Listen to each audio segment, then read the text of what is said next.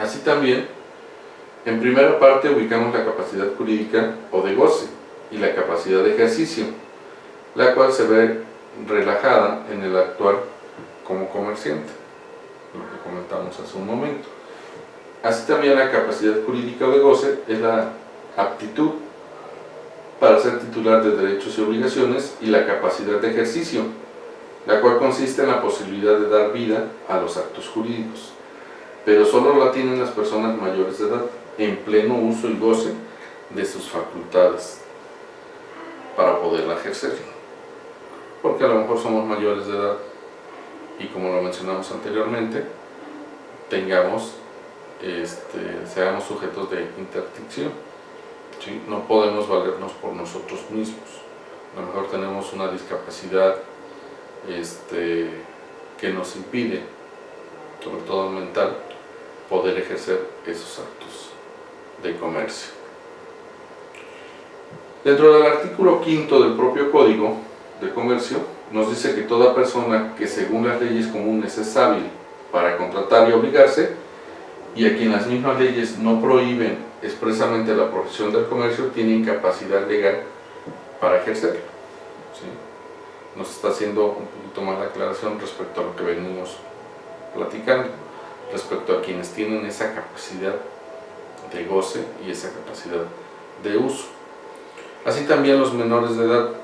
El menor de edad no emancipado es incapaz de ejercer por sí mismo el comercio como profesión, y también lo es para ejecutarlo. Por lo tanto, sus actos carecen de validez, siempre y cuando sea un menor de edad con no capacidad jurídica de ejercicio, ¿sí? Es un no emancipado. ¿En qué momento podríamos decir que el menor de edad ya es emancipado? Recordemos que se considerará emancipado cuando este menor de edad a lo mejor ya contrajo matrimonio. Entonces ahí ya va a tener cierta capacidad para poder ejercer estos actos de comercio. Así también tenemos los mayores de edad declarados en estado de interdicción, y estos son las personas que de una manera u otra están privadas de inteligencia por causa de locura, idiotismo o imbecilidad. Los sordomudos que no sepan leer ni escribir, los ebrios, consuetudinarios y los drogadictos habituales son los que se encuentran legalmente comprendidos para el no ejercicio del comercio. ¿Cómo podemos llevar a cabo con una persona que sabemos que todo el día anda bajo los efectos de enervantes, sea droga, sea alcohol, un acto de comercio? Sería ilógico por parte de la persona, o quererse aprovechar de ese estado de la persona para ejercer un acto de comercio, ¿no? Para decirle: te voy a comprar tu casa a cambio de írtela pagando en parcialidades, no sé, pero estamos haciendo mal uso porque estamos abusando de su estado. Al rato podemos decir: ya te la pagamos, ¿no? ¿Qué va a recordar si siempre está bajo los efectos del alcohol, ¿no? O con una persona que sabemos que padece de sus facultades mentales y queremos con ella formalizar la compraventa de una propiedad. También sería ilógico y sería un abuso, ¿no? Entonces no tiene validez llevar a cabo ese acto, ¿sí?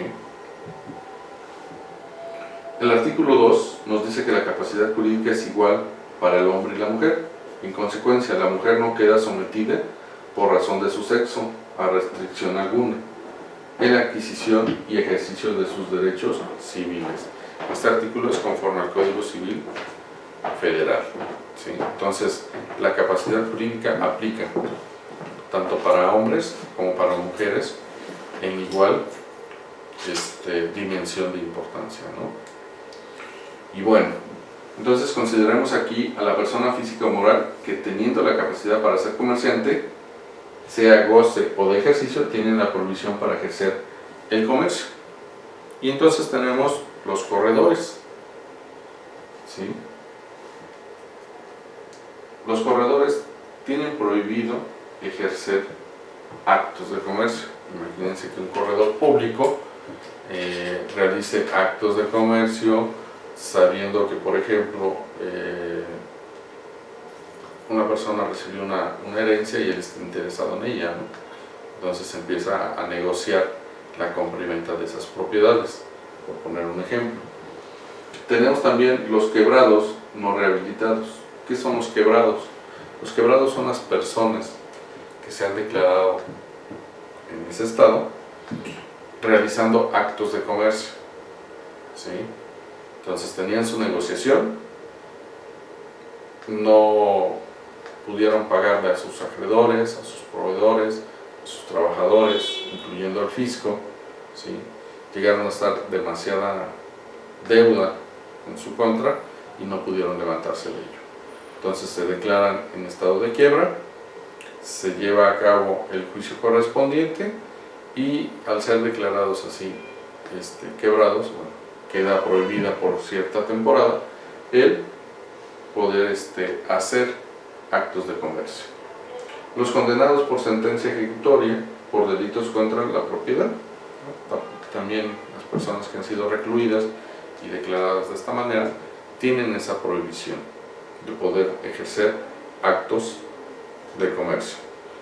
Así también los notarios públicos en funciones. Todo notario público que esté en funciones tiene prohibido realizar actos de comercio, ¿sí? Algo similar a lo que platicaba yo con los corredores públicos. Y bueno, nos dice también que la calidad migratoria de algunos extranjeros tienen prohibido realizar actos de comercio. Si un extranjero viene en calidad de visitante, de turista, pues, por ende razón tiene esa prohibición.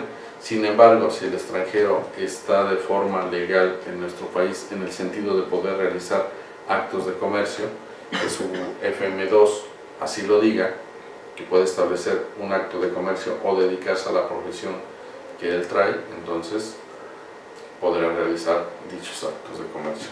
Si su FM2 dice únicamente visitante o residente, por cuestiones de que se haya casado con un nacional, pues no va a poder ejercer dichos actos de comercio. Deberán de cambiar esa estancia en el país para poderlo ejercer. Así también los sindicatos. Los sindicatos tienen la prohibición de poder llevar a cabo actos de comercio. Continuamos entonces. Hablemos ahora sobre la clasificación de dichos actos de comercio. ¿Cómo los clasifican y dónde vamos a encontrar su fundamentación? Dentro del artículo 75 del Código de Comercio, vamos a encontrar dentro de todas sus fracciones que lo integran, la clasificación de dichos actos de comercio, ¿sí? Así también dentro del artículo 27 constitucional y dentro del artículo 1 de la Ley General de Títulos y Operaciones de Crédito. Son las tres regulaciones donde vamos a encontrar el fundamento para actos de comercio. Artículo 1 nos dice que son cosas mercantiles los títulos de crédito, su emisión, expedición, endoso, aval o aceptación. ¿A qué nos refiere esto cuando manejamos títulos de crédito? Estamos hablando de un cheque, estamos hablando de un pagaré y estamos hablando de una letra de cambio. Entonces, o cualquier otro medio que tengamos y que esté reconocido por la Ley General de Títulos y Operaciones, siempre y cuando reúna estos requisitos, bueno, se consideran dentro de los actos de comercio, ¿sí? Los derechos y obligaciones derivados de los actos o contratos que hayan dado lugar a la emisión o transmisión de títulos de crédito o se hayan pactado con estos, se rigen conforme al artículo 2 de esta norma, ¿sí? Entonces tenemos el fundamento ahí de la expedición y consideración de un cheque como un acto de comercio, por ejemplo. Bien, el artículo 75 del propio Código de Comercio como mencionaba, nos enlista qué considera actos de comercio. Y para ello tenemos que todas las adquisiciones, enajenaciones y alquileres verificados con propósito de especulación comercial, es muy importante esto. Esta parte, especulación comercial. ¿Por qué? Porque aquí nos habla de alquileres y un arrendamiento como tal, un arrendamiento para oficinas, un arrendamiento para un local comercial, un arrendamiento de una casa habitación, no es un acto de comercio. Ese tipo de arrendamiento es civil, y si surge alguna controversia por ese acto, se va a considerar que dicha controversia se va a ir por el lado de lo civil, no por lo mercantil. Si alguien quiere iniciar un juicio vía mercantil, es únicamente para ganar tiempo. Dicen por ahí, son triquiñuelas, ¿sale? Es exclusivamente por la vía civil que debemos de llevar a cabo esa controversia. Nos continúa diciendo, así también, de mantenimientos, artículos muebles o mercaderías, sean en estado natural, sea después de trabajados o labrados. ¿Sí? Entonces, estos son de entrada lo que nos refuta como actos comerciales. Segundo, compra y venta de bienes inmuebles cuando se hagan con dicho propósito de especulación comercial. A lo mejor la compra y venta de una propiedad destinada a construir ahí oficinas, o más que oficinas, un local comercial. ¿Por qué? Porque va a ser sujeto de lo que se le aplique a ese gravamen respecto a que está destinado para un local comercial o unas oficinas, y no para una casa habitación. ¿Conforme a qué? Conforme al fisco, porque para casa habitación no va a gravar impuesto al valor agregado. Una oficina o local comercial sí va a gravar impuesto al valor agregado. ¿Sale? Tenemos también la compraventa de porciones, acciones, obligaciones de sociedades mercantiles. Hace rato mencionábamos los títulos y operaciones de crédito.